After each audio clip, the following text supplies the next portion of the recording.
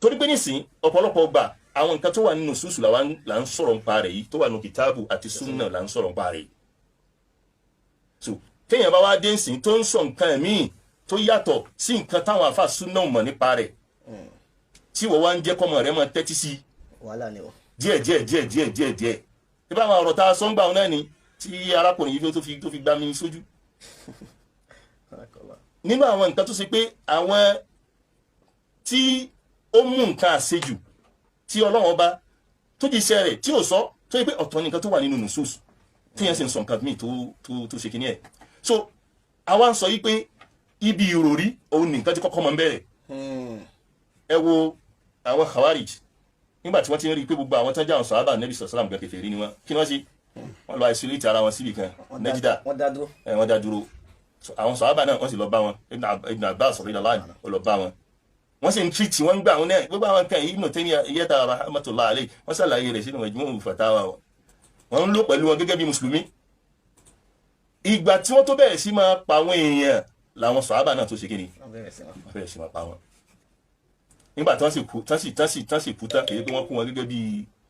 bí Ali radiyallahu anhu òun náà wà náà tó gba hadithi Khawarij wa. àwọn gbọ́ yé ni wọ́n ṣe kíní wọ́n gbọ́ kíni yé tani ò gbọ́ kíni yé ọkọ̀ wọn laftarat náà jáde là ń pé Khawarij kèfèrí so eékún Khawarij tó wà gbé lórí àwọn bídíà yòókù. afala taqilun olórí àti kòfò. ibo ló wà gan. ààrẹ nù tíra. kò síbi kankan tá a tiẹ̀ lè tẹ̀sẹ̀ sí. ẹ wá ń parọ́ máwọn àfa ẹ̀ ń parọ́ máwọn ẹ̀ ń parọ́ èyí tó wà níláyé nu wọ́n sì tún sẹ́ǹdì sí náà pé ń parọ́ máwọn ni. ẹ dẹ́n kọ́ntínú pẹ̀lú ẹ bẹ̀rù Ọlọ́run bá ní. ẹ̀rù ń bà wọ́n ni. ẹ jẹ́ bẹ̀rù pé ọjọ́ kan lẹ́mí yóò kàn tiẹ̀ bọ́ ni. so kó wá sí pé àìmọ̀kẹ́ lásán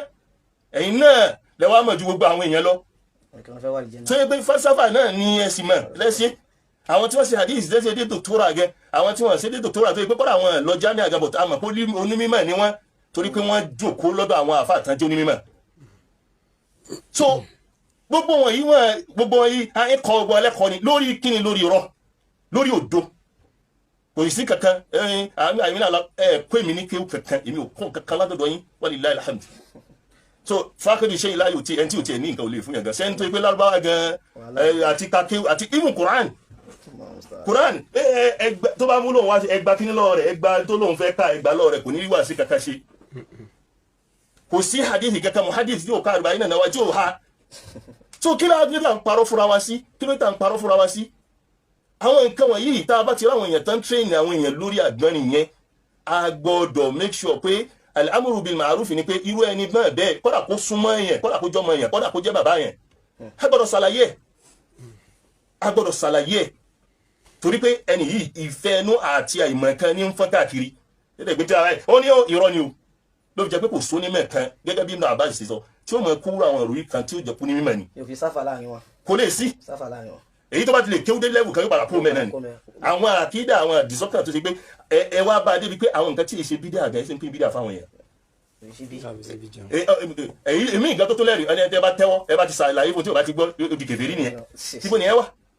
ẹ wá sọ pé Ibn Taymiyyah àti ìṣẹ́wọ̀n bàbá àbí àwọn àfáà kìíní kan ṣé wọ́n jọ yín àtàwásùlù kí ni Ibn Taymiyyah pè ṣé ṣírùkù ni istighatha ó clear ẹbọ nìyẹn ṣé Muhammad bàbá náà ṣé tàwásùlù náà ṣe ṣírùkù ló pè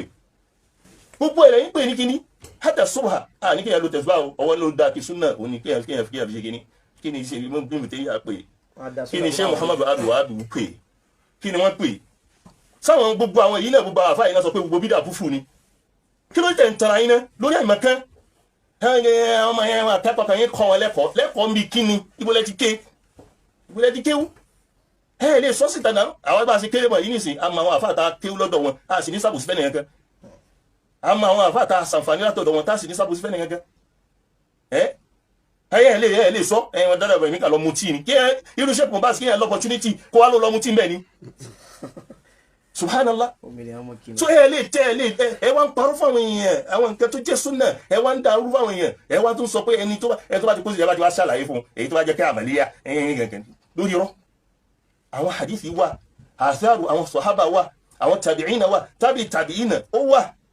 bí díẹ̀ ìṣe kíni kí ń ṣe kúfúrú àwọn afáàṣì ń ṣàlàyé rẹ̀ wọ́n sì ń sọ wọ́n bẹ̀rù fún kíni ta ni wọ́n bẹ̀rù. hadithi ọ̀rọ̀ Uthman nípa Hasanu Al-Thalith wọ́n ní ó ṣe ìṣèhádì ni bàbá pé ìyẹn lè ṣe ìṣèhádì lórí ẹbọ.